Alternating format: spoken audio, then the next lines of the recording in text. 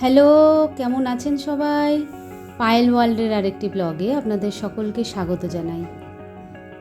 আমি সন্ধেবেলা এই মোটামুটি 5:30 নাগাদ এই যে আমি গাছের কতগুলো বীজ পুঁতেছিলাম আপনাদের দেখিয়েছিলাম, তো ধনে বীজ থেকে গাছ বেরিয়েছে, কিন্তু এই পাখির যে বীজ আছে সেগুলো পড়ে পড়ে ঘাস জন্মে গেছে, তাই সেগুলোকে পরিষ্কার করে দিয়েছিলাম।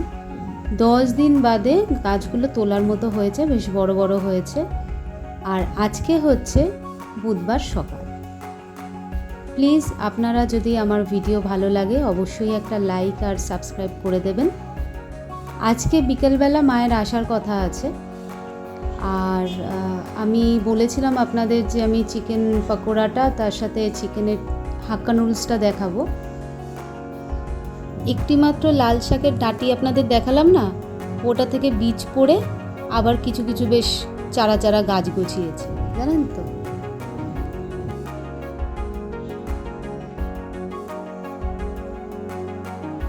এই দেখুন, তো ওই আর কি ব্যাপার।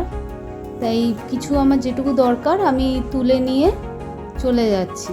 আর এই যে পাখির বীজগুলো আছে না, এগুলো পড়ে এই দেখুন বড় বড় গাছও বেরিয়ে গেছে। এই দেখুন, দেখতে বেশ সুন্দর, ওই জন্য আমি আর তুলিনি আর কি। আর সকালের আকাশটাও বেশ ভালো লাগছে, মনে হচ্ছে বৃষ্টি হলেও হতে পারে। তো চলুন শুরু করা যাক। প্রথমেই আমি দেখাচ্ছি যে চিকেনের ব্রেস্ট পিসগুলো এখানে মোটামুটি প্রায় ধরুন 400 গ্রাম মতো রয়েছে। তো সেই 400 গ্রাম ব্রেস্ট পিস আমি ভালো করে ধুয়ে একটুখানি জলে ভিনিগার দিয়ে একটু ভিজিয়ে রেখেছিলাম, তারপরে সেগুলো চেপে চেপে তুলে নিয়েছি। তারপরে যা যা লাগবে সেই ইনগ্রিডিয়েন্টসগুলো আমি সব সামনেই সাজিয়ে রেখেছি, আপনাদের এক এক করে আমি বলছি।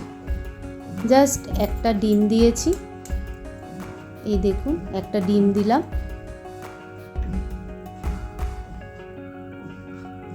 তারপরে যেটা দিচ্ছি সয়া সস, খুব সামান্য সয়া সস, বেশি দেওয়ার দরকার নেই। এটা কিষানের পিচকু, আপনারা সকলেই জানেন, একটু টক মিষ্টি স্বাদের হয়, এটা দিলাম। আর পৌচং আছে দেখবেন, পৌচং একটা দোকান, সেই দোকানের মোমো সস আমি এনে রেখেছি, এটা খুব স্পাইসি একটা রেড চিলি সস, তো সেটা দিলাম। পৌচং একটা শপ, ওদের মোমো বা যে কোনো চাইনিজ টিবেটিয়ান আইটেম খুব ভালো হয়। আচ্ছা, একটু নুন দিলাম, একটুখানি অল্প একটু আমার পড়েছিল রেড চিলি সস, ওটা দিয়ে দিলাম। আর রেড চিলি সস না থাকলে গ্রিন চিলি সসও দিতে পারেন। একটু গোলমরিচ দিলাম। আর এটা হচ্ছে চালের গুঁড়ো, একটু দিয়ে দিলাম। আর এটা হচ্ছে আদা রসুন আর লাল লঙ্কা বাটা। আপনাদের বলি, এটার মধ্যে রসুনের পরিমাণটা আছে অনেক বেশি, মানে যদি ধরুন 20 কোয়া রসুন হয়, আদা ছোট্ট 1 কোয়ার মতো আছে। আর একটু ময়দা দিলাম বাইন্ডিংসের জন্য। আর যেহেতু আমার কর্নফ্লাওয়ারটা ফুরিয়ে গেছে, আমি ময়দা দিলাম, আপনি কর্নফ্লাওয়ারও দিতে পারেন বা ময়দা, যে কোনো একটা, দুটোও দেওয়া যায়। আর একটু বাটার দিলাম, বাটার দিলে খুব ভালো হয়।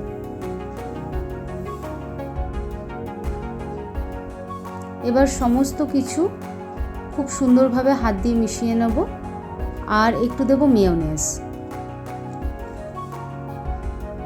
এটা এগলেস মেয়োনিজ, আপনি যেগুলো এগ দেওয়া মেয়োনিজ আছে সেটাই ইউজ করতে পারেন। ভালো করে হাতের সাহায্যে মেখে এটাকে ঢেকে এটা সরিয়ে রাখবো, মোটামুটি ধরুন আধ ঘন্টা থেকে 40 মিনিটের জন্য আমি সরিয়ে রাখছি। এটা আমি এয়ার ফ্রায়ারেও ভাজতে পারতাম, কিন্তু এয়ার ফ্রায়ারে ভাজিনি। এয়ার ফ্রায়ারে যদি ভাজতাম, একটুখানি এয়ার ফ্রায়ারে কী হয়, ফ্লাফি ব্যাপারটা কম হয়, সফট ব্যাপারটা একটু কম হয়, একটু হার্ড হয়ে যায়। তো আজকে আমার সেই টেস্টটা রাখার ইচ্ছা নেই, আমার খাওয়ারও ইচ্ছা নেই, আমি একটুখানি চাইছি অয়েলে ভেজে একটু ফ্লাফি আমি খাবো, একটু নরমভাবে খাবো, তাই আমি এয়ার ফ্রায়ারে ভাজিনি। এয়ার ফ্রায়ারে ভাজলে খুব সুন্দর ভাজা হয়, খুব টেস্টি হয়, কোনো টেস্টের তারতম্য হয় না, আমি নিজে করে দেখেছি।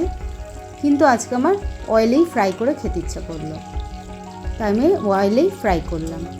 এবং 3টে ধাপে আমাকে ভেজে নিতে হয়েছে, কারণ বেশ অনেকটাই ছিল। তাই এক এক ধাপ করে ভেজে নিচ্ছি। আর গ্যাসের আঁচ একদম লো টু মিডিয়ামে রাখবেন, তার থেকে বেশি যেন না হয়, তাহলে শক্ত হয়ে যাবে ব্রেস্ট পিসগুলো আর বাইরে থেকে পুড়ে যাবে, কিন্তু ভেতর থেকে সুন্দর সেদ্ধ হয়ে ভাজা হবে না। আপনি যদি এটা মেনটেন করে ভাজাটা করতে পারেন, আপনাকে আমি কথা দিতে পারি এটা এতটাই টেস্টি, এতটাই সফট, টেন্ডার, জুসি, এত ভালো খেতে হয়, কোনো মতেই আপনাদের আর বাইরের চিকেন পাকোড়া ভালো লাগবে না। জাস্ট এইটা ভালোভাবে মেনটেন করবেন, হাই হিটে ভাজবেন না আর বেশিক্ষণ ভাজবেন না। এবার আমি হাক্কা নুডলসটা বানিয়ে নেব। আমি ক্যাপসিকাম, গাজর, পেঁয়াজ, সামান্য একটু রসুন, বিনস থাকলে আপনি বিনসও দিতে পারেন, এগুলো একটু হালকা হাতে ভেজে নেব, কিন্তু ক্রিস্পি রাখবো।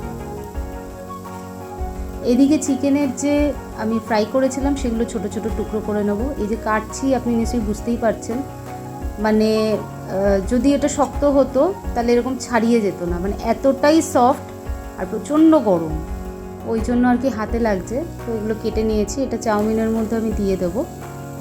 আর নুডলসটা আমি অলরেডি সেদ্ধ করে রেখেছি, মানে চাউমিনটা আমি সেদ্ধ করেই রেখেছি, তো সেটাও মিশিয়ে দেবো।